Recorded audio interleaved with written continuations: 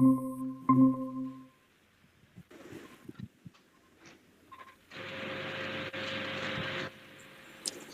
The lord దేవులారా, praise the lord.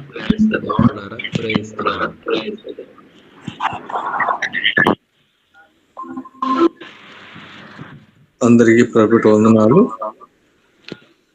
మరి సమయంలో మొదటిగా స్తుతి ఆరాధన చేద్దాం. మనల్ని పిలిపన్న స్తుతి ఆరాధన నడిపిస్తారు. పాట పాడుతున్నాం.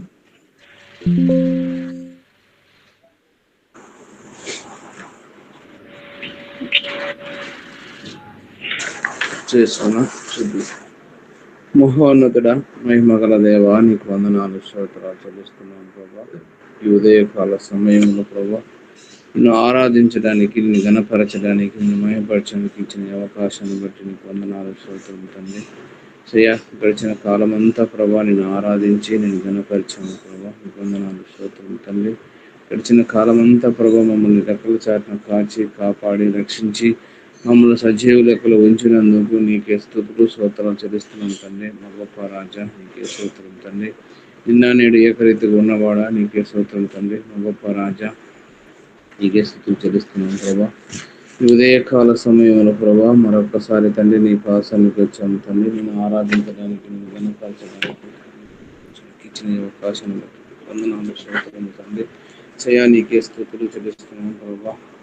గొప్ప దేవా నీకే స్తోత్రం తండ్రి. మహోన్నతుడా నీకే స్తోత్రం చెల్లిస్తున్నాం తండ్రి. నీకే స్తోత్రం తండ్రి. నీకే స్తోత్రాలు చెల్లిస్తున్నాం తండ్రి. నీకే స్తోత్రం తండ్రి.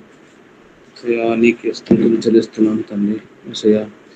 నీ సన్నిధి పెన్నిది దేవా, నీ సన్నిధి పెన్నిది దేవా, పరుగున వచ్చా నిన్ను చూడాలని, పరుగున వచ్చా నిన్ను చూడాలని, స్వర వినాలని, నీ స్వర వినాలని, స్వర వినాలని, నీ స్వర వినాలని. రాజా యేసు రాజా, రాజా యేసు రాజా, ఒక కోటి ఐశ్వర్యం నన్ను వెతకి వచ్చి నీకది సమమౌనా, ఒక కోటి ఐశ్వర్యం, ఒక కోటి ఐశ్వర్యం నన్ను వెతకి వచ్చి నీకది సమమౌనా. సంపదా సిరి సంపదా, సంపదా సిరి సంపదా, సంపదా సిరి సంపదా. యేసయ్య నిన్ను గూర్చిన తలంపులే నాకు. అవును ప్రభా, నిన్ను గురించి తలంపులే మాకేసయ్య. నీకు వందనములు, స్తోత్రాలు చెల్లిస్తున్నాం తండ్రి. ఈ ఉదయకాల సమయంలో తండ్రి మరొక్కసారి ప్రభా మమ్మల్ని జ్ఞాపకం చేసుకుని ప్రభా మమ్మల్ని సజీవులక్కడ ఉంచినందుకు నీకే స్తోత్రాలు చెల్లిస్తున్నాం తండ్రి. ఉదయకాల సమయంలో తండ్రి యేసయ్యా నీకే స్తోత్రం తండ్రి. స్తుతులకు పాత్రుడా, మా గొప్ప దేవా నీకు వందనాలయా. నీ సన్నిధి పెన్నిది దేవా, నీ సన్నిధి పెన్నిది దేవా, పరుగున వచ్చా నిన్ను చూడాలని, పరుగున వచ్చా నిన్ను చూడాలని, స్వర వినాలని, స్వర వినాలని, నీ స్వర వినాలని. రాజా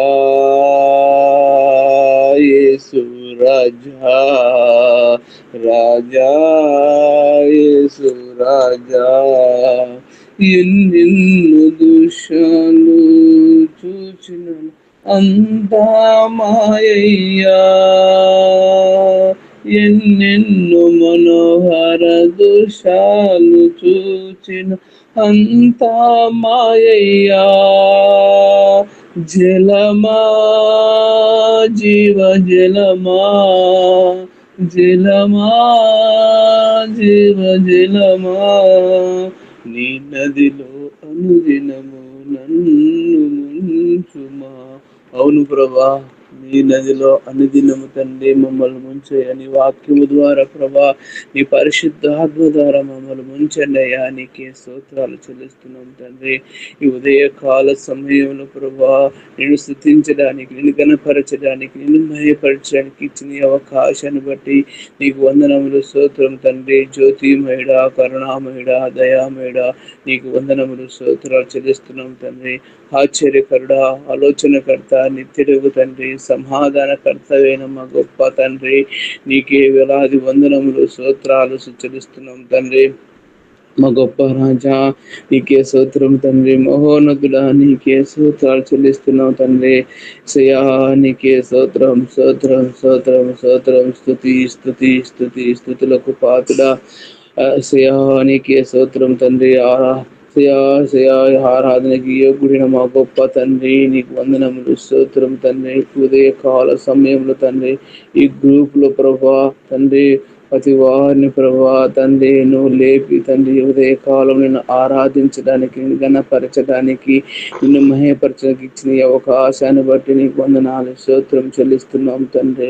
మా గొప్ప రాజా, నీకే స్తోత్రం తండ్రి. సృష్టికర్తవైన మా తండ్రి, నీకే వేలాది వందనములు స్తోత్రాలు చెల్లిస్తున్నాం తండ్రి. ఆకాశాన్ని భూమిని సృష్టించిన మా గొప్ప దేవా, నీకే వందనములయ్యా. అబ్రహాం, ఇస్సాకు, యాకోబుల దేవా, నీకే వందనములయ్యా. స్తోత్రాలు చెల్లిస్తున్నాం తండ్రి.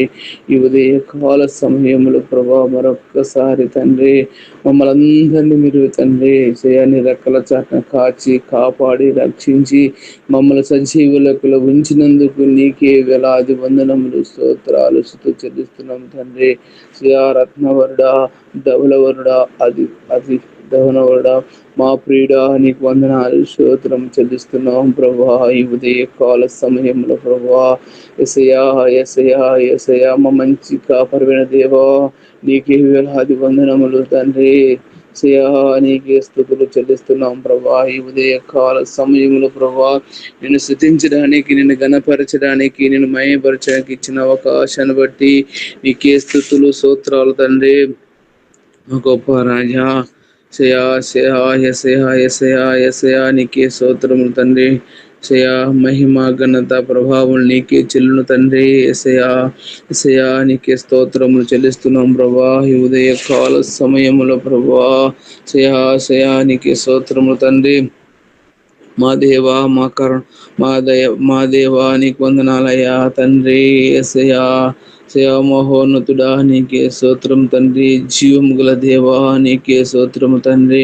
నీవు తప్ప మాకెవరు లేరయ్యా. యేసయ్యా, నీకే స్తోత్రం తండ్రి. సృష్టికర్తవు నువ్వేయ్యా. మా గొప్ప యేసయ్యా, స్తోత్రాలు తండ్రి. ఆశ్చర్యకరుడా, నీకే స్తోత్రం తండ్రి. సర్వోన్నతుడా, నీకే స్తోత్రం తండ్రి. సర్వశక్తి గల దేవా, నీకే స్తోత్రాలు స్తుతులు చెల్లిస్తున్నాం తండ్రి.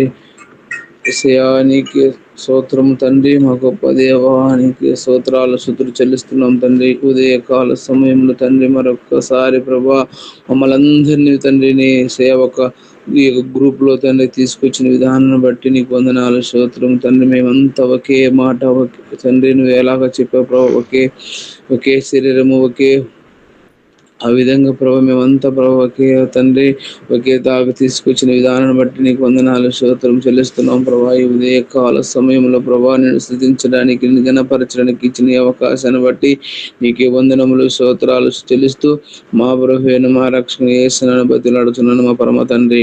ఆమేన్. ఆమేన్. సమయంలో మనం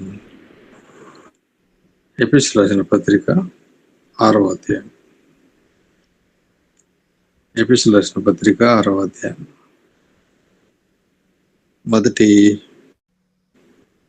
9 వచనాలు పారాగ్రాఫ్ అన్నమ్మక గారు చదువుతారు.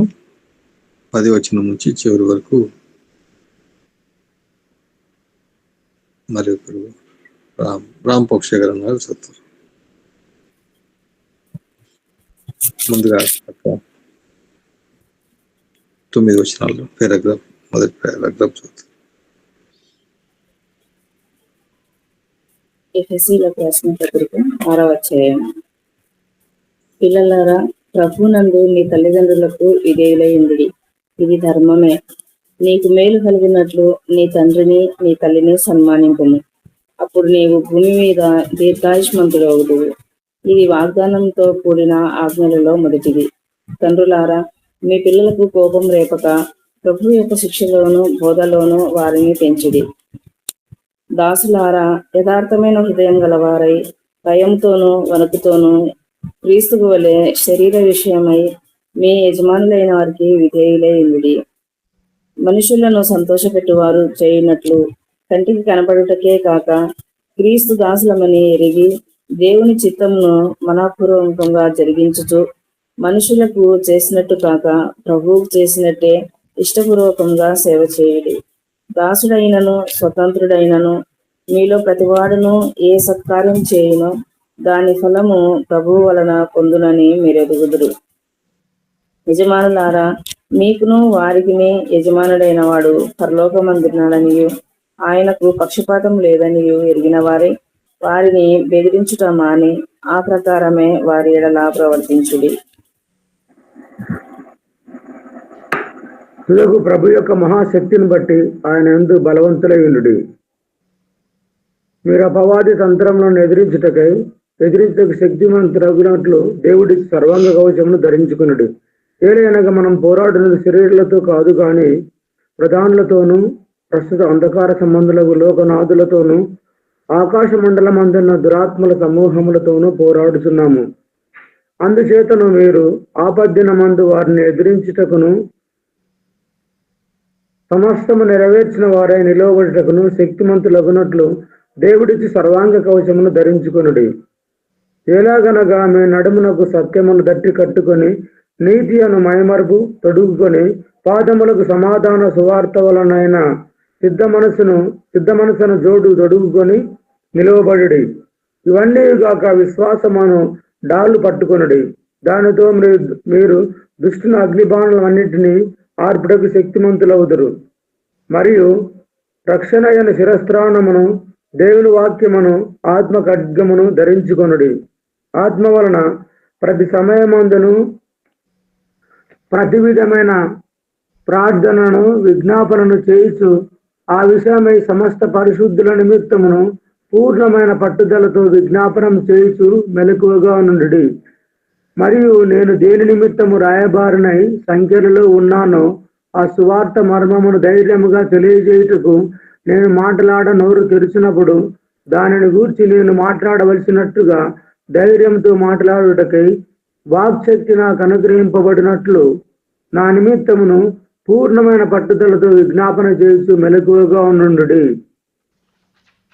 మీరును నా క్షేమ సమాచారం అంతా తెలుసుకున్నటకు ప్రియ సహోదరుడును ప్రభువునందు నమ్మకమైన పరిచారకుడునైన తూకీకు నా సంగతులని మీకు తెలియజేయును. మీరు మా సమాచారం తెలుసుకొనుటకును అతడు మీ హృదయములను ఓదార్చుటకును అతనిని మీ వద్దకు పంపితిని. తండ్రి అయిన దేవుని నుండి ప్రభు అయిన యేసుక్రీస్తు నుండి సమాధానమును విశ్వాసంతో కూడిన ప్రేమయును సహోదరులకు కలుగును గాక. మన ప్రభు అయిన యేసుక్రీస్తును శాశ్వతమైన ప్రేమతో ప్రేమించు వారికి అందరికీ కృప కలుగును గాక. ఆమెన్. ఆమెన్. Praise God. దేవునికి స్తోత్రములు.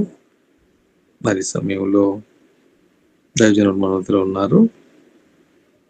మొదటి సమయాల గ్రంథంలో వాక్యాన్ని వస్తున్నాం ధ్యానం చేస్తూ దైవజనుల ద్వారా మరి ప్రార్థన వాక్య నిమిత్తమై చిన్న ప్రార్థన వాక్య నిమిత్తమై మన మధ్యలో ఉన్నటువంటి జనార్దన్ గారు ప్రార్థన చేస్తారు. తర్వాత వాక్యం.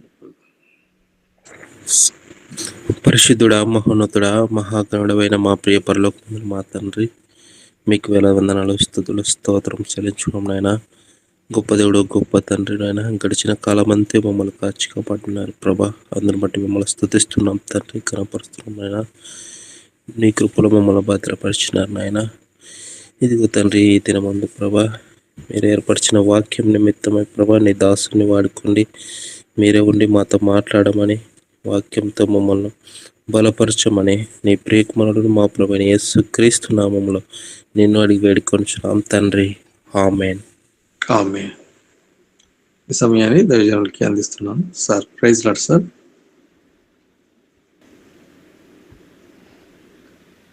Praise the lord. మిత్రులారా, అందరికీ మన ప్రభు అయిన యేసు క్రీస్తు వారి నామంలో వందనాలు తెలియజేస్తున్నాను. దేవుని మహా గొప్ప కృపను బట్టి మనకు మరొక నూతన దినము దేవుడు అనుగ్రహించాడు. తన కృపలో, తన దయలో.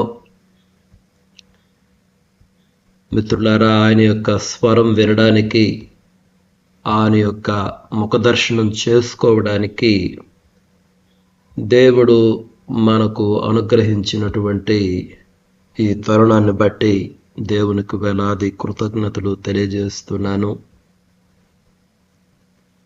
మరి నిన్నటి దినాన మన సహోదరుడు వీరేష్ చనిపోవడం జరిగింది.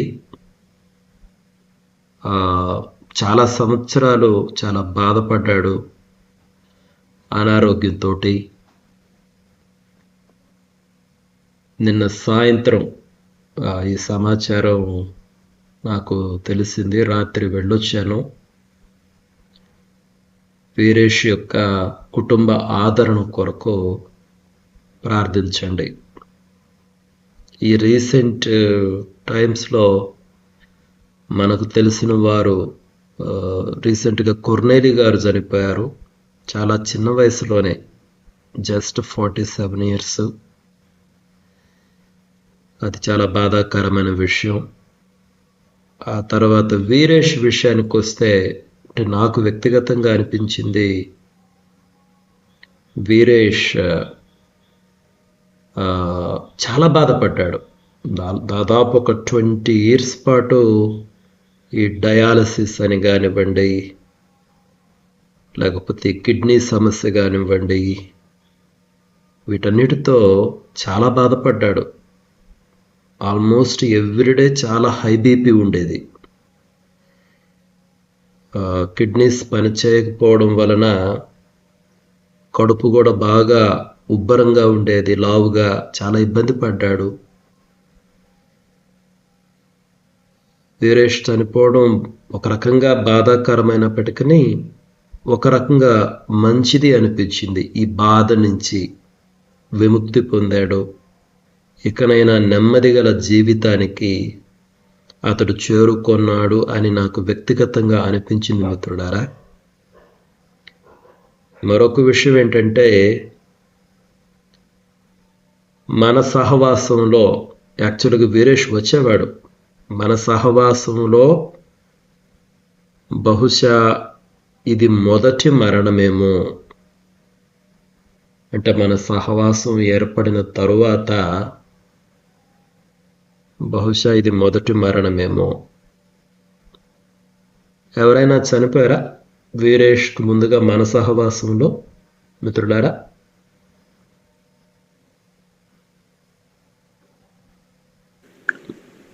ఇంకెవరైనా ఉన్నారా?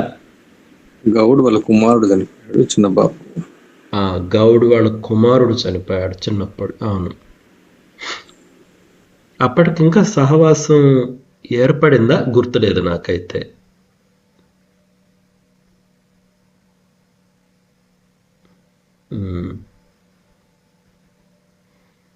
మేబీ. కానీ చాలా విచారకరమైనటువంటి విషయం మిత్రులారా. గౌడి వీరేష్ యొక్క కుటుంబ ఆదరణ కొరకు ప్రార్థించండి. ఈరోజు సమాధి కార్యక్రమం ఉంటుంది. రాగలిగినటువంటి వారు తప్పకుండా రండి. మరి మిత్రులారా, మనం సమూయేలు మొదటి గ్రంథాన్ని ధ్యానం చేస్తూ వస్తున్నాము. పోయినసారి ఎపిసోడ్లో సమూయేలు మొదటి గ్రంథం 10వ అధ్యాయంలో 13వ వచనం నుండి 19వ వచనం వరకు మనం ధ్యానం చేసుకోవడం జరిగింది. ఈ వచనాలలో ఏం జరిగిందో ఒక సారాంశంగా చూద్దాము. ఆ తరువాత ఈ అధ్యాయములో ఉన్నటువంటి మిగిలినటువంటి వచనాలను మనం పరిశీలన చేద్దాం మిత్రులారా. మరి ఈ 13 నుండి 19 వచనాలలో మనం చూసినటువంటి విషయాలు ఏంటంటే, సౌలు ప్రవచిస్తూ ఉన్నాడు. లేఖనాలలో ఎక్కడ కూడా సౌలు ఒక ప్రవక్త అని వ్రాయబడకపోయినప్పటికీ అతడు ప్రవచిస్తూ వచ్చాడు అన్నటువంటి విషయాన్ని మనం గమనించాం. అంటే దేవుడు కొన్నిసార్లు ప్రవక్తలు కాని వారి చేత కూడా ప్రవచించాడు. నూతన నిబంధనలో కయప అన్నటువంటి ప్రధాన యాజకుని గురించి కూడా మనం చూసాం. దేవుడు సాధారణ పౌరుల ద్వారా కూడా కొన్నిసార్లు ప్రవచిస్తాడు. అది దేవుని ఆత్మకార్యము. ఆ తరువాత చూస్తే సౌలు యొక్క పినతండ్రి సౌలును అతని పనివారిని చూసి ప్రశ్నిస్తాడు, మీరిద్దరూ ఎక్కడికి వెళ్ళారు అని. ఆ సందర్భంలో సౌలు కేవలము తప్పిపోయినటువంటి గార్ధబముల గురించి మాత్రమే చెప్తాడు. సమూయేలు తనతో మాట్లాడినటువంటి విషయాల గురించి ఏమీ కూడా ప్రస్తావించలేదు. కొన్నిసార్లు మౌనంగా ఉండడం అది జ్ఞానయుక్తమని మనం తెలుసుకున్నాం. కొన్నిసార్లు మూర్ఖులు కూడా వాళ్ళు మౌనంగా ఉండడం వలన జ్ఞానులుగా ఎంచబడతారని కూడా మనం తెలుసుకున్నాం మిత్రులారా. ప్రతిదానికి ఒక సమయం ఉందని, మాట్లాడడానికి ఒక సమయం ఉంది, మౌనంగా ఉండడానికి కూడా ఒక సమయం ఉందని మనం పరిశీలించాము. ఆ తరువాత సమూయేలు ఇజ్రాయేలుల పెద్దలందరినీ కూడా మిస్పాలో సమకూర్చడం జరిగింది. సమకూర్చిన తరువాత దేవుడు సమూయేలు ప్రవక్త ద్వారా ఇజ్రాయేలు ప్రజలతో మాట్లాడాడు. ఆయన వారిని ఏ విధంగా ఈజిప్టు బానిసత్వంలో నుంచి విడిపించి నడిపించాడో ఆ విషయాలన్నీ తెలియజేశాడు. వాళ్ళు దేవునిని రాజుగా తిరస్కరించారని, ఒక మనిషిని రాజుగా కోరుకున్నారన్నటువంటి విషయాన్ని కూడా సమూయేలు ప్రవక్త ద్వారా దేవుడు మాట్లాడాడు.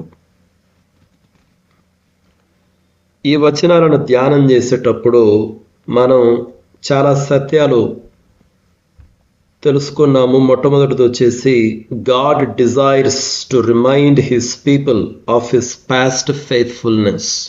గతంలో తాను చేసినటువంటి మేలులను గురించి దేవుడు తన ప్రజలకు జ్ఞాపకం చెయ్యాలి అని కోరుకొనుచున్నాడు అన్నటువంటి సత్యాన్ని మనం పరిశీలించాము. దేవుడు చేసినటువంటి మేలులను మరవడం అన్నటువంటిది తిరుగుబాటుతనానికి దారితీస్తుంది. ఇది న్యాయాధిపతుల గ్రంథంలో మనం నేర్చుకున్న సత్యం. ఇజ్రాయేలు ప్రజలు చేసిన తప్పేంటంటే, దేవునిని తమ పైన రాజుగా తిరస్కరించి ఒక మనిషి రాజుగా ఉండాలి అని కోరుకున్నారు. అంటే వాళ్ళు ఎప్పుడూ కూడా వెలుచూపును బట్టి జీవించే ప్రజలుగా ఉన్నారు. చుట్టుప్రక్కల ఉన్నటువంటి దేశాలకు రాజులు ఉన్నట్టే మాకు కూడా కావాలి. దేవునితో సంబంధం కన్నా ఎప్పుడు కూడా వాళ్లకు కనిపించే దానిని బట్టి చుట్టుప్రక్కల ఉన్నటువంటి దేశాల వారు అనుసరించేటువంటి పద్ధతులను బట్టి తమకు కూడా ఒక రాజు కావాలని కోరుకున్నారు. దేవుడు అదృశ్యుడైనప్పటికీ, ఆయన ఎన్నో విజయాలను ఇచ్చినప్పటికీ ఆ దేవుడు వద్దు, మాకు దృశ్యుడైనటువంటి ఒక మనిషి కావాలి అన్నటువంటిది వారి యొక్క ఆశ. అయితే వారి యొక్క ఆశను బట్టే దేవుడు వాళ్ళకు రాజునిచ్చాడు. ఇక్కడ కూడా మనం ఒక పాఠం నేర్చుకున్నాము. God allows human choices even when they are against his will. ఒక్కోసారి కొన్ని విషయాలలో దేవుడు తన చిత్తము కాని వాటిని కూడా ప్రజల యొక్క కోరిక ప్రకారము ఇవ్వడం జరిగింది. తన చిత్తము కాని వాటిని అంటే తనకు ఇష్టము లేనటువంటి వాటిని, తనకు ఇష్టము లేనటువంటి వాటిని కూడా ప్రజల యొక్క కోరిక మేరకు ఇవ్వడం జరిగింది. బిలాము ప్రవక్త అన్నటువంటి ఒక ప్రవక్త యొక్క ఉదాహరణను మనం చూసాము. కీర్తనల గ్రంథంలో 106వ కీర్తనలో 15వ వచనంలో ఉన్నటువంటి ఒక సత్యాన్ని మనం చూసాం. వాళ్ళు కోరుకున్నటువంటిది దేవుడు ఇచ్చాడు, కానీ వారి ప్రాణములలోనికి క్షీణతను పంపించాడు అని మనం పరిశీలించాం. ఆఖరిగా పోయినసారి ధ్యానంలో మనం ఏం గమనించామంటే, ఇప్పుడు సమూయేలు అందరూ కూడా మిస్పా దగ్గరకు సమకూర్చాడు. ఎందుకు మిస్పా దగ్గరకు సమకూర్చాడు? నాయకుని గురించినటువంటి సమాచారము, ఒక నిర్ణయం జరగబోతుంది కాబట్టి అందరిని కూడా, ఇజ్రాయేలు దేశములో ఉన్నటువంటి అన్ని గోత్రముల యొక్క పెద్దలను, కుటుంబాలను బట్టి పెద్దలను అందరిని కూడా అక్కడ సమకూర్చాడు. కారణం, వారు కోరుకున్నట్టు ఒక రాజును గురించినటువంటి నిర్ణయము, ప్రకటన చేయవలసి ఉంది. కాబట్టి ఒక ప్రాముఖ్యమైనటువంటి నిర్ణయాన్ని తీసుకునేటప్పుడు అందరూ దేవుని సన్నిధికి రావడము, అందరి సమక్షములో ఆ నిర్ణయం చేయడము అన్నటువంటిది ఒక మంచి పద్ధతి అన్నటువంటి సత్యాన్ని కూడా మనం ధ్యానించాం మిత్రులారా. మరి ఈరోజు 20వ వచనం నుంచి మనం ప్రారంభిద్దాము.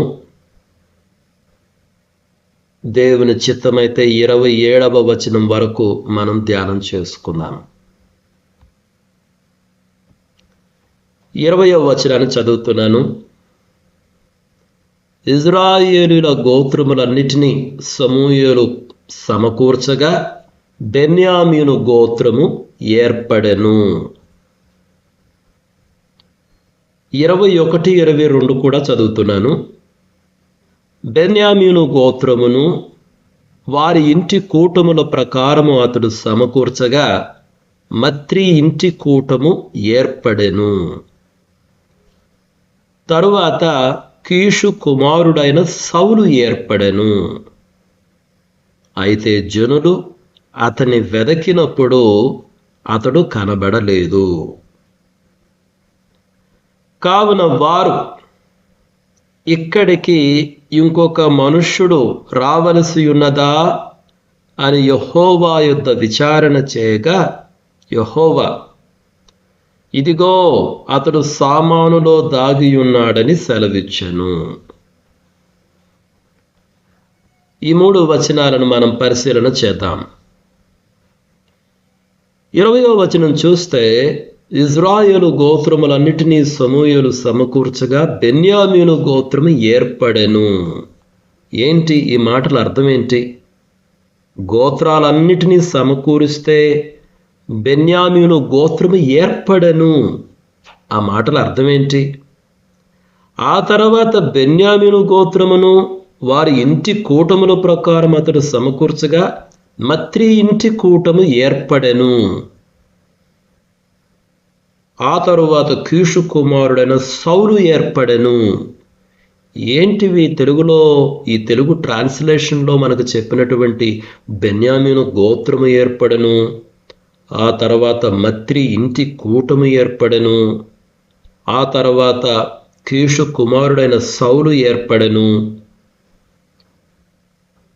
ఇంగ్లీష్లో చూస్తే the tribe of Benjamin was chosen, Matri's clan was chosen, Saul son of Kish was chosen ఎన్నుకొనబడెను అని ఇక్కడ వ్రాయబడి ఉంది. నేను కొంతమంది స్కాలర్స్ రాసినటువంటి పరిశీలన చేసినప్పుడు వాళ్ళు ఏం చెప్పారంటే, ఇక్కడ బహుశా చీట్లు వేశారు. చీట్లు వేసి ఆ చీట్లు తీసినప్పుడు ఈ రకంగా దేవుడు బెన్యామీను గోత్రాన్ని ఎన్నుకోవడం, ఆ తర్వాత బెన్యామీను గోత్రంలో మత్రి ఇంటిని ఆ కూటమిని ఎన్నుకోవడం, ఆ తర్వాత కీషు కుమారుడైన సౌలును ఎన్నుకోవడం, ఇవన్నీ కూడా చీట్లు వేయుట అన్నటువంటి పద్ధతి ద్వారా జరిగింది. అదే అర్థము అని వాళ్ళు చెప్పడం జరిగింది. బహుశా అలానే అయ్యుండొచ్చు మిత్రులారా.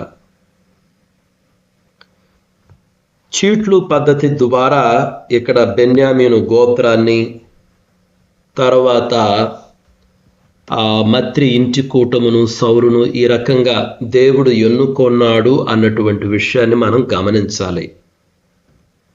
అయితే ఒక విషయం నేను ఈ విధంగా ఆలోచన చేస్తున్నాను, కొంతమంది బైబిల్ పండితులు కూడా ఈ రకంగా దీన్ని తెలియజేస్తున్నారు. దేవుడు సౌలును రాజుగా చీటీల పద్ధతి ద్వారా ఎన్నుకొన్నాడు అని మనం ఎప్పుడు కూడా చెప్పకూడదు. బహుశా వాడు ఇక్కడ చీట్ల పద్ధతే ఫాలో అయి ఉండొచ్చు, సౌలు పేరు ఫైనల్గా వచ్చి ఉండొచ్చు. అంత మాత్రాన చీటీల పద్ధతి ద్వారా, అంటే చీట్లు వేయుట ద్వారా సౌలును రాజుగా దేవుడు ఎన్నుకొన్నాడు అని మనం చెప్పకూడదు. ఎందుకు? మనము ముందు అధ్యాయాల నుంచి చూస్తూ వచ్చాము. ఆల్రెడీ దేవుడు సౌలును ఎన్నుకొన్నాడు. సమూయేలు తైలాన్ని సౌలు నెత్తిపైన పోసినాడు. ఆ రకంగా యెహోవా సౌలును అభిషేకించాడు. అవన్నీ ఆల్రెడీ అయిపోయినాయి. అంటే దేవుడు ఎన్నుకొనడము, సమూయేలు ముందుగానే దేవుని మాటను సౌలునకు తెలియజేయడము, ఇవన్నీ కూడా ఆల్రెడీ జరిగిపోయాయి. అయితే ఇక్కడ చీటీల ద్వారా ఏం జరిగింది?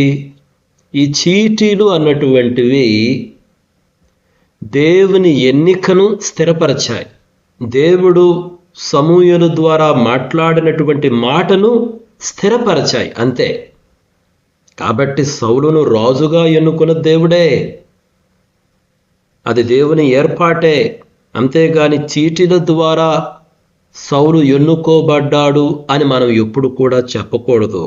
చీటీలు కేవలము దేవుని ఎన్నికను, ఏర్పాటును, దేవుని మాటను ప్రజల ఎదుట స్థిరపరిచాయి, అంతే. ఆ రకంగా మనం అర్థం చేసుకోవాలి మిత్రులారా. చూడండి, సామెతల గ్రంథంలో 16వ అధ్యాయంలో ఒక మాట ఉంది. చీట్లు వడిలో వేయబడును, వాటి వలన తీర్పు యెహోవా వశము. చీట్లు మనం వేస్తాం, ఇటు తిప్పి అటు తిప్పి చీట్లు వేస్తాం. కానీ మనం ఒక చీటి ఎత్తినప్పుడు వాటి వలన తీర్పు మాత్రము యెహోవా వశము అని సామెతల గ్రంథంలో వ్రాయబడి ఉన్నది. కాబట్టి దేవుడు తన ఎన్నిక చొప్పునే సౌలును ఎన్నుకొన్నాడు, ఏర్పాటు చేశాడు.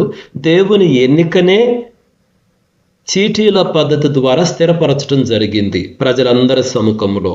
ఆ రకంగా మనం ఆలోచన చేయాలి. కాబట్టి సౌలును రాజుగా ఏర్పాటు చేయడం అన్నటువంటిది దేవుని ఏర్పాటు, దేవుని ఎన్నిక, దేవుని పిలుపు. ఆ క్రెడిట్ను మనం తీసుకొని పోయి సౌలు చాలా లక్కీ, సౌలు చాలా అదృష్టవంతుడు, చీటీ ఆయన పేరు వచ్చింది, ఇందులో దేవుడేం చేశాడు, ఈ రకమైనటువంటి ఆలోచనలు ఎప్పుడు కూడా కలిగి ఉండకూడదు. మన జీవితంలో కూడా ఎన్నో మేలులు జరుగుంటాయి. మేలులు జరిగినప్పుడు నేను చాలా లక్కీ, నేను చాలా అదృష్టవంతుణ్ణి, ఈ రకంగా ఎప్పుడు ఆలోచన చేయకూడదు మిత్రులారా.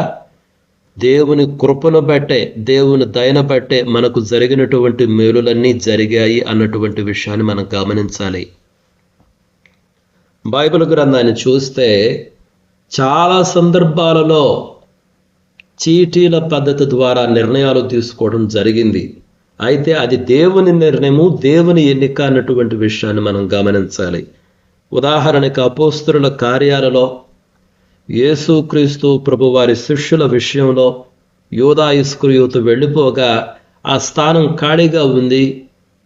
అపోస్తలులు అనుకున్నారు మనము ఒకరిని ఏర్పాటు చేయాలి అని అనుకున్నప్పుడు వాళ్ళు చీట్లు వేయడం జరిగింది. మత్తీయ పేరున ఆ చీటీ రావడం జరిగింది. కానీ అది దేవుని ఏర్పాటు. అక్కడ చీటీ అన్నటువంటిది దేవుని ఎన్నికను, పిలుపును స్థిరపరిచాయి, వెల్లడి చేశాయి. దేవుని యొక్క పిలుపును వెల్లడి చేసింది అని మాత్రమే మనం తెలుసుకోవాలి.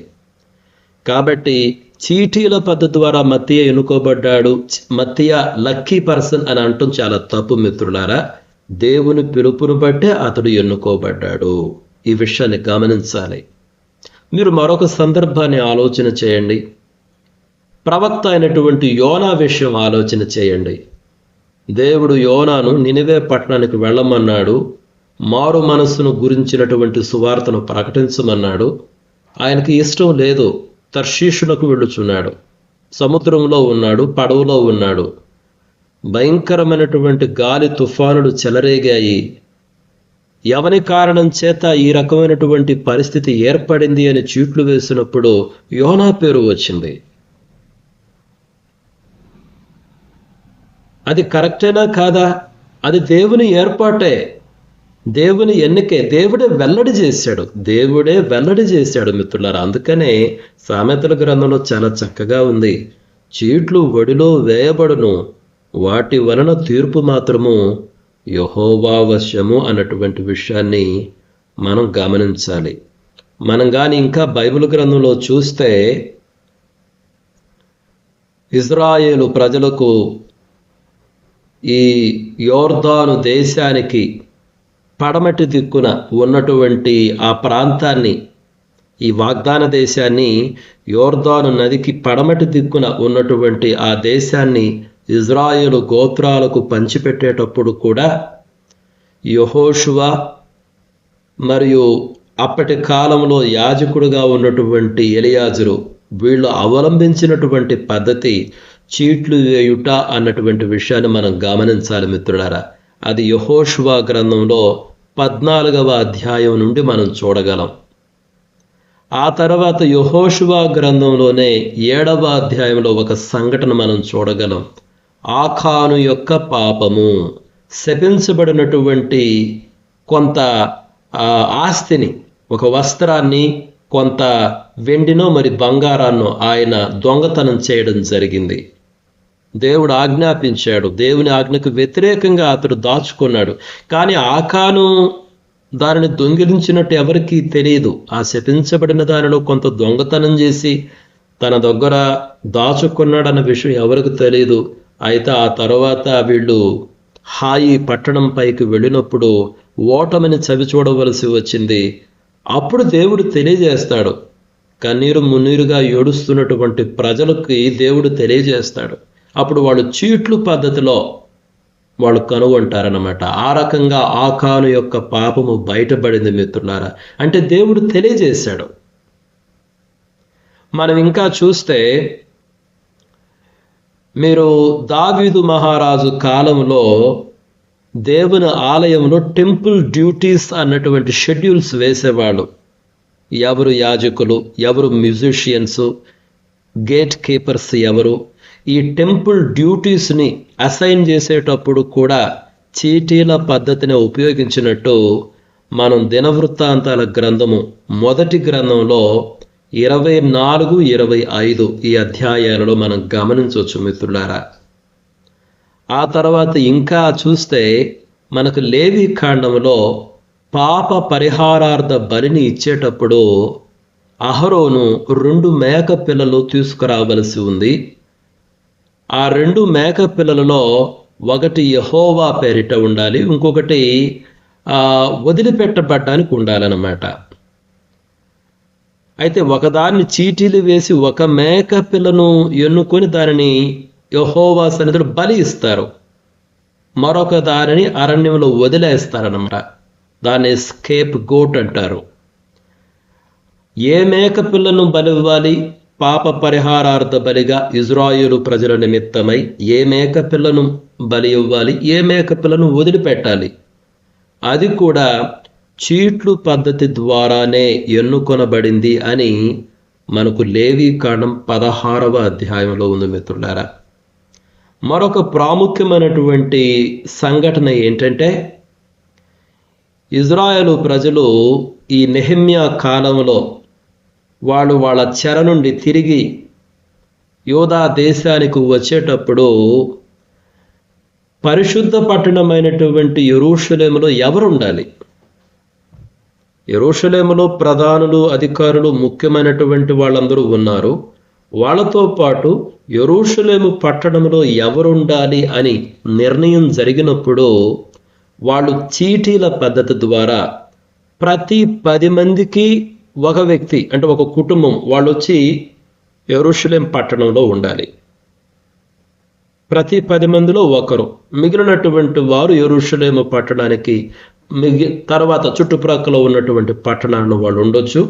కానీ ప్రతి 10 మందిలో ఒకరు మాత్రము యెరూషలేము పట్టణంలోనే కాపురము చేయవలసి ఉన్నది. ఆ రకంగా ఎన్నుకునేటప్పుడు కూడా ఆ 10 మందిలో ఎవరు వచ్చి ఉండాలి యెరూషలేం పట్టణంలో? అది కూడా చీటీల పద్ధతి ద్వారానే వేసినట్టు మనము నెహెమ్యా గ్రంథము 11వ అధ్యాయంలో తెలుసుకోగలము.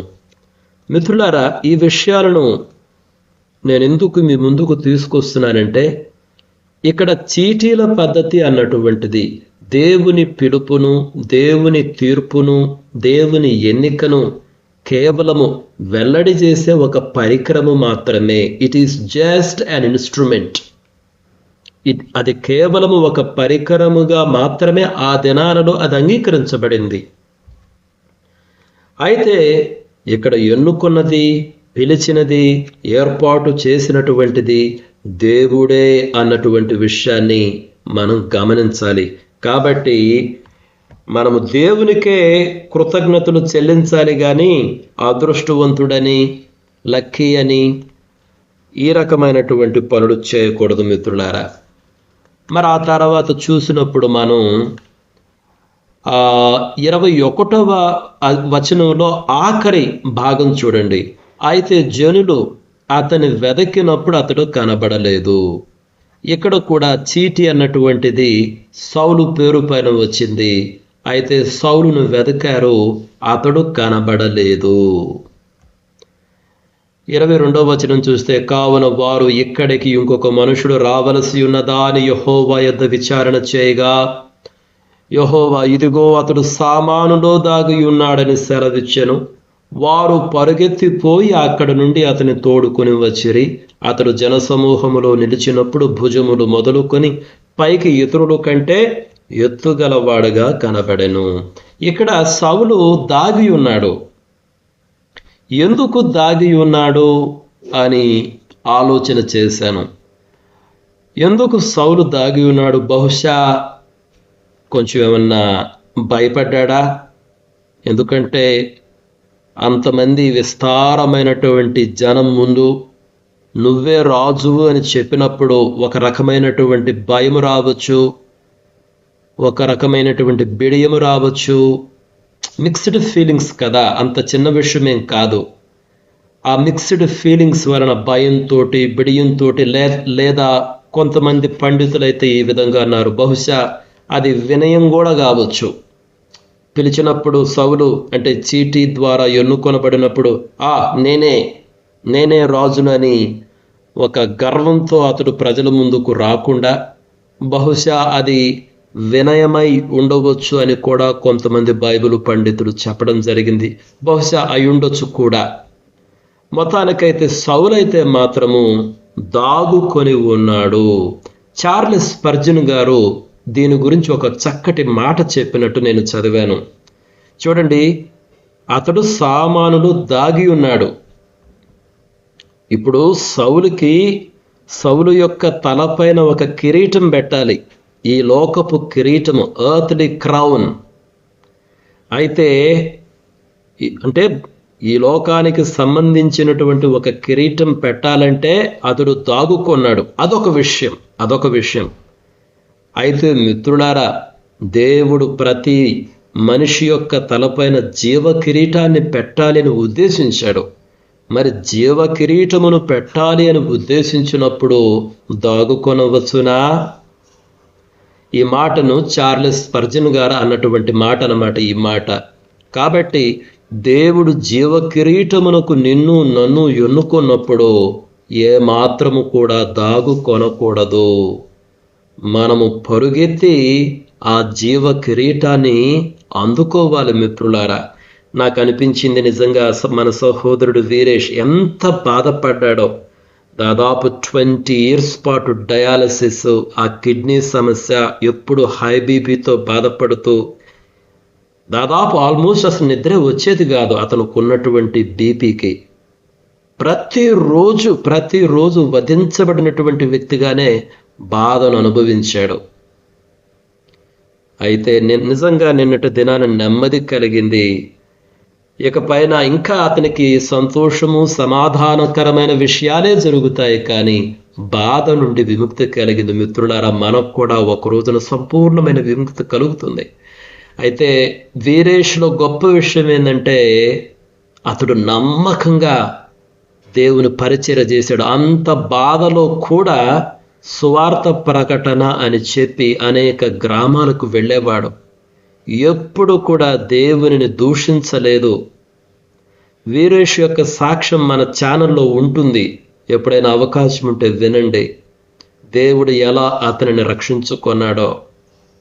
ఎప్పుడు కూడా దేవుని దూషించలేదు, దేవుని పైన సణుగు కొనలేదు, గొణగలేదు, విమర్శ చేయలేదు. కానీ మన ఇంటికి కూడా, మన సహవాసానికి చాలాసార్లు వచ్చేవాడు. వచ్చినప్పుడు చాలా బాధపడేవాడు, ఎందుకంటే కూర్చోలేడు. కానీ దేవుడంటే ఎంతో ఆశ, తన విశ్వాసమును కాపాడుకున్నాడు. నిన్నటి దినాన నిజంగా వీరేష్ చనిపోయినప్పుడు అతనికి మేలే జరిగింది. దేవుడు న్యాయవంతుడే అనిపించింది. మిత్రులారా, ఒక్కొక్కసారి ఆలోచన చేస్తే మనం మరణం గురించి భయపడతాం, కానీ మరణం ఎంతో గొప్ప విషయం అనిపించింది నాకు. కొన్నిసార్లు ఇక మరణం వస్తేనే మంచిది మిత్రులారా. మరణం అన్నటువంటిది ఒక రకంగా మనిషికి మేలు. ఎందుకంటే ఈ బాధను, ఈ కష్టాన్ని నుంచి మనిషి తప్పించుకొని వెళ్ళిపోతాడు. కాబట్టి చార్లెస్ స్పర్జన్ గారు అన్నటువంటి మాటను మనం జ్ఞాపకం చేసుకోవాలి. సౌలు దాగి ఉన్నట్టు అయితే కేవలం ఒక ఎర్త్లీ క్రౌన్ కొరకు, బిడియం కావచ్చు, భయం కావచ్చు, వినయం కావచ్చు, దట్స్ ఓకే, అదొక ఎంటైర్లీ డిఫరెంట్ కాంటెక్స్ట్. అయినప్పటికీ అక్కడ సౌలు చేసినటువంటి దానిని చూపిస్తూ చార్లెస్ స్పర్జన్ గారు అన్నటువంటి మాట, మరి జీవ కిరీటమునకు ఆయన నిన్ను నన్ను ఎన్నుకుంటే దాగుకుందుమా? మిత్రులారా, ఎప్పుడు కూడా మనం ఆలస్యం చేయకూడదు. సమయం దాటిపోయింది కాబట్టి ఇంతటితో నేను ముగిస్తున్నాను. 2 విషయాలు మనం జ్ఞాపకం చేసుకుందాము. మొట్టమొదటిది వచ్చేసి, చీటీల ద్వారా దేవుడు సౌలును రాజుగా ఎన్నుకొన్నాడు, లేదా సౌలు చీటీల ద్వారా రాజుగా ఎన్నుకొనబడ్డాడు అని అనడం తప్పు. చీటీ అన్నటువంటిది కేవలము దేవుని ఎన్నికను, దేవుని పిలుపును, సమూయేలు ప్రవక్త ద్వారా దేవుని మాటను కేవలము స్థిరపరిచింది. అది మొదటి సత్యం. రెండవ సత్యం, దేవుడు జీవ కిరీటమునకు నిన్ను నన్ను పిలిచినప్పుడు దాగుకొనదగునా, దూరంగా పారిపోదగునా? మనం ఎప్పుడు పారిపోకూడదు. కృతజ్ఞతతోటి దేవుని దగ్గరకు రావాలి మిత్రులారా. ఈ విషయాలను తగిన రీతిగా మనం అర్థం చేసుకునేలాగున దేవుడు తన సమృద్ధి అయినటువంటి కృపను మనకు అనుగ్రహించాలని కోరుకుంటూ ముగిస్తున్నాను. May God bless each one of you. Thank you. Praise God. దేవుని స్తోత్రములు. మరి పిల్లరా ఈరోజు మరి వీరేష్ యొక్క మరి భూస్థాపన కార్యక్రమం ఉంటుంది 11 గంటలకు బుధవారపేట వాళ్ళ గృహం నుంచి మరి మాసా మసీదు ప్రాంతం వెళ్ళి ఉన్నటువంటి యొక్క సమాధుల తోట దగ్గర మరి 11 గంటలకు ప్రారంభమైతే స్వార్థ అంటే పాడబడుతూ తీసుకెళ్తారు. అట్లాగే స్వార్థ కూడా మధ్య మధ్యలో చెప్తూ అందుబాటులో ఉన్న వాళ్ళందరూ కూడా కలుసుకోవడానికి ప్రయత్నించండి. కుటుంబం కోసం ప్రార్థించండి. రక్షణ పొందవలసిన వారు ఉన్నారు, వారి కోసం కూడా ప్రార్థనలో చేయమని కోరేవాడు. వారి కుటుంబ సభ్యులు తమ్ముడు, అలాగే తమ్మునికి మ్యారేజ్ చేశారు, అలాగే వీరేష్ అయితే మ్యారేజ్ చేసుకోలేదు. ఈ విషయం బట్టి ప్రస్తుతం తన ఆరోగ్య పరిస్థితిని బట్టి అలాగే తన చెల్లి వాళ్ళ అమ్మ వారి కోసం ప్రార్థనలో రక్షణ పొందాలని ప్రార్థనలో జ్ఞాపకం చేసుకోనండి. వారి కుటుంబం ఆదరణ కొరకు ప్రార్థనలో జ్ఞాపకం చేసుకుని మిగతా విషయాలు కూడా ప్రార్థనలో విషయాలు ఎత్తి బట్టి ప్రార్థిస్తుంది. ఇంకేమైనా ప్రార్థన వినపాలంటే తెలియపరచండి.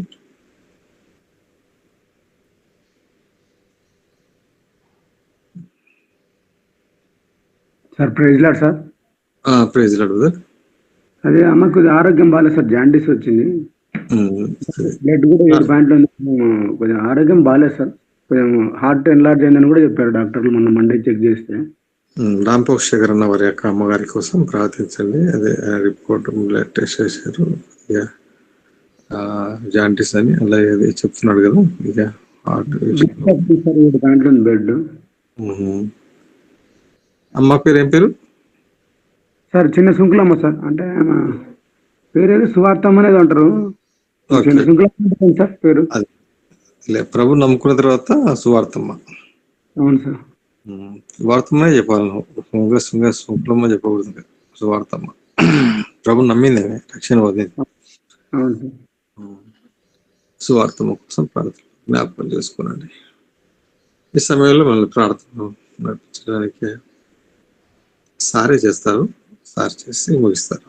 ఒక్క నిమిషం సార్. మిత్రులారా, ఈరోజు కొంచెం ఆ వీరేష్ దగ్గరకు వెళ్ళినప్పుడు సాధ్యమైనంత వరకు కొంచెం మీ కెమెరాలో వీడియో తీయండి. ఎందుకంటే వీరేష్ యొక్క సాక్ష్యం మన ఛానల్లో ఉంది, చాలామందికి తెలుసు వీరేష్, అయితే చాలామందికి సమాచారం ఉండదు. కాబట్టి కొంచెం ఎర్లీగా మీరు వెళ్ళినప్పుడు ఒక చిన్న వీడియో తీసి నాకు పెట్టండి. నేను దానిని మన ఛానల్లో పెడితే ఒక సమాచారం ఇచ్చినట్టు ఉంటుంది మనం అందరికీ. Thank you. ఓకే సార్, ప్రార్థన చేయండి సార్. మీరు చేసి వీరేష్ విషయమా సార్? అన్ని మామూలు ఫైనల్ ప్రేయరా సార్? ఫైనల్ ప్రేయర్ కూడా చేసి ముగించండి సార్. గొప్ప దేవా, మీకు వందనాలు నాయన. మా తండ్రివి, మమ్ములను సృష్టించినటువంటి సృష్టికర్తవు, మేము మీకు చెందినటువంటి వారిమయ్యా. మా యొక్క బలము నీవు, మా ఆశ నీవు. యేసుక్రీస్తు ప్రభువారన్న మాటలు ఈరోజు మాకు స్పష్టంగా అర్థమవుతున్నాయి. ఆయన ఎందుకు నేనే జీవాహారాన్ని అన్నాడు, ఎందుకు జీవజలాని అని అన్నాడో ఇప్పుడు అర్థమవుతున్నాయి. నిజమయ్యా, మాకు నిజమైన ఆహారం నీవు, మా ఆకలి తీర్చగలిగినటువంటి వాడివి నీవు, మా దప్పిక తీర్చగలిగిన జీవజలం నువ్వు. ఈ లోకంలో ఎంత కాలమునను ఒక రోజునకు బలహీనులమై వట్టి చేతులతో ఒంటరిగా ఈ లోకమును మేము వదిలిపెట్టాలి. కానీ మాతో ఎల్లప్పుడూ ఉన్నటువంటి వాడువు నీవు. మేము తిరిగి రావలసినది నీ దగ్గరకే అని దినాలు గడిచే కొద్దీ ఇంకా స్పష్టంగా మాకు అర్థమవుతుంది. ప్రభువా, ఈ విషయాలన్నీ మాకు తెలియని స్థితిలోనే నీవైతే మమ్మల్ని దృష్టించావు, చూశావు, ఎన్నుకొన్నావు. మీ పిలుపును బట్టి, మీ ఎన్నికను బట్టి మీ పాదములకు సాష్టాంగ నమస్కారం చేస్తున్నాం తండ్రి. నీవు స్తుతింపబడుటకును పూజింపబడుటకు నిజముగా అర్హుడవు నాయన, మీకు వందనాలు. మా సహోదరుడు వీరేషును బట్టి మీకు వందనాలు తెలియజేస్తున్నాం. నిజంగా ప్రభువా, అతను బ్రతికిన ప్రతి క్షణము ప్రతి దినము ఎంత వేదన అనుభవించాడో ఇన్ని సంవత్సరాల పాటు. కానీ మీరు అతను ఎన్నుకొన్నారు. మీరన్నట్టు ప్రభువా, ఎందుకు దేవుడు ఇంత శ్రమలో ఇతను పంపించాడు, ఇంత కష్టంలో ఎందుకు పంపించాడు? మీరు చెప్పారు, 40 సంవత్సరాలు అరణ్యములో మిమ్మల్ని అణచాను, ఆకలి కలుగు చేశాను, దప్పిక కలుగు చేశాను. తద్వారా మీరు మనుష్యుడు రొట్టె వలన మాత్రమే కాదు గాని దేవుని నోట నుండి వచ్చు ప్రతి మాట వలన బ్రతుకును అని. నిజం ప్రభువా, వీరేష్ చనిపోతాడని డాక్టర్స్ ఎప్పుడో చెప్పారు, కానీ అనేక సంవత్సరాలు బ్రతికాడు. బాగా ఉన్నటువంటి వాళ్ళు ఊరకనే చనిపోతున్నారు నాయన. నిజముగా ప్రతి మనిషి కూడా దేవుని మాట వలన బ్రతుకుతాడు. అయితే మీరు రమ్మన్నప్పుడు మేము ఎంత ఆరోగ్యంగా ఉన్నా, ఎంత ఐశ్వర్యవంతమైన స్థితిలో ఉన్నా తిరిగి రావలసిందే. ఈ సత్యము మాకు ఇంకా మీరు స్పష్టంగా తెలియజేస్తున్నారు నాయన. అందును బట్టి వందనం అయా. వీరేష్ను, ఆయన కుటుంబాన్ని ఆదరించమని ప్రార్థిస్తున్నాం. నిన్నటి దినాన తల్లిగారిని చూసినప్పుడు ఆవిడ కన్నీరు మున్నీరుగా వినిపిస్తున్నారు. తల్లి ప్రేమ నిజంగా మరొకసారి రాత్రి నేను నా కళ్ళారా చూశాను ప్రభువా. మేమందరం మౌనంగా ఉన్నప్పటికీ తల్లి మాత్రం ఏడుస్తూనే ఉన్నది. తండ్రి, ఆ తల్లి యొక్క వేదన తీర్చండి, ఆదరించండి, ఓదార్చుమని ప్రార్థిస్తున్నాం. కేవలము యెహోవా మాత్రమే ఆవిడను ఓదార్చగలడు. మీ పేరే ఆదరణకర్త అని ఉన్నది ప్రభువా. నిజముగా నీవు ఆదరణకర్తవు. ఆ కుటుంబాన్ని మీరు ఆదరిస్తారని మీకు వందనాలు తెలియజేస్తున్నాను. ఈ దినాన సమాధి కార్యక్రమం జరగవలసి ఉన్నది. అయ్యా, కావలసిన ప్రతి సహాయమును అందించుమని ప్రార్థిస్తున్నాను. అది స్థల విషయం కానివ్వండి, బాక్స్ విషయం కానివ్వండి, లేకపోతే నా ప్రభువా మరి ఆర్థిక అవసరతలు కానివ్వండి, అవి సమృద్ధిగా సమకూర్చుమని ప్రార్థిస్తున్నాను. తండ్రివైన దేవా, మీ నామమును ఘనపరచండి, మీ నామమును మహిమపరచుమని ప్రార్థిస్తున్నాను. అదేవిధంగా ఇక్కడ మా సహవాసంలో అనేక ప్రార్థన అవసరతలున్నాయా. ప్రత్యేకంగా మా సహోదరుడు చంద్రశేఖర్ గారి నాయన, వారి తల్లిగారికి ఆరోగ్యం బాగలేదని విన్నాను. ఆయా తల్లిగారిని ముట్టి స్వస్థపరచుమని ప్రార్థిస్తున్నాను. అదేవిధంగా ఆయన సహోదరులు ఉన్నారు, వారిని కూడా జ్ఞాపకం చేసుకోనండి. ఆయన కుటుంబంలో ప్రతి ఒక్కరిని కూడా స్వస్థపరచండి, రక్షణలోనికి నడిపించుమని ప్రార్థిస్తున్నాం. జాండీస్తో బాధపడుతున్నటువంటి వారిని స్వస్థపరచండి ప్రభువా. హార్ట్ ఎన్లార్జ్మెంట్ కూడా జరిగిందని విన్నాము. నాయనా, ముట్టి స్వస్థపరచుమని ప్రార్థిస్తున్నావు. నీవు స్వస్థపరచు దేవుడువై ఉన్నావు. అదేవిధంగా నాయన, ఇక్కడ ఉన్నటువంటి అనేకులు ఉన్నారు. ఒక్కొక్కరికి ఒక్కొక్క రకమైనటువంటి అవసరతలు ఉన్నాయి. ప్రతి ఒక్కరిని మీరు చూచుచున్న దేవుడువై ఉన్నావు. ముట్టి స్వస్థపరచండి, బలపరచండి నాయనా. మరి మీ చిత్తమైతే మరి ఒక దినాన మేము కలుసుకొనుటకు సహాయం చేయమని మా కుటుంబములను, జీవితములను నాయన, మాకు కలిగిన సమస్తమును మీ చేతులకు సమర్పించుకుంటూ ఈ కొద్ది కృతజ్ఞతలను విన్నపములను మా ప్రభును రక్షకుడైన యేసు క్రీస్తు వారి నామమును అడిగి వేడుకొనుచున్నాము తండ్రి. ఆమేన్. మన పరమ తండ్రి అయిన దేవుని ప్రేమయు, మన ప్రభును రక్షకుడైన యేసు క్రీస్తు వారి కృపయు, పరిశుద్ధాత్మ అన్యోన్య సహవాసం సకల పరిశుద్ధులకును, ప్రత్యేకముగా ఈ ఉదయకాలముని ఇక్కడ చేరిన ప్రతి ఒక్కరికిని, వారి కుటుంబములకును, వారికి కలిగిన సమస్తములకును సదాకాలము తోడయుండి నడిపించును గాక. ఆమేన్. అందరికి వందనాలు. అందరికీ వందనాలు. Praise Lord. అందరికీ వందనాలు. Praise lord. సురేష్ వెళ్ళాడా? అన్నా అదే మీరు అక్కడికి వెళ్ళినప్పుడు ఆ బాక్స్, ఇది అన్ని డబ్బులతో కూడిన విషయాలు, ఆ బాక్స్ విషయం కానివ్వండి, కొన్ని ఉంటాయి కదా దానికి సంబంధించినటువంటివి, కొన్ని అవి మీరు కనుక్కోండి సురేష్, మనము కొంత సపోర్ట్ చేద్దాము, సరేనా? కొంచెం కనుక్కొని మాట్లాడు, మన సహవాసం తరపున మనం కొంచెం సపోర్ట్ చేద్దాం సురేష్కి, కనుక్కొని నాకు తెలియజేయండి ఒకసారి. ఓకేరా. Thank you Suresh. Praise the lord. మిత్రులారా అందరికీ వందనాలు. Praise the lord. Praise praise the lord. Praise the lord. Praise lord brother. Uppal ఎడన్నా ప్రైజ్ లార్డ్.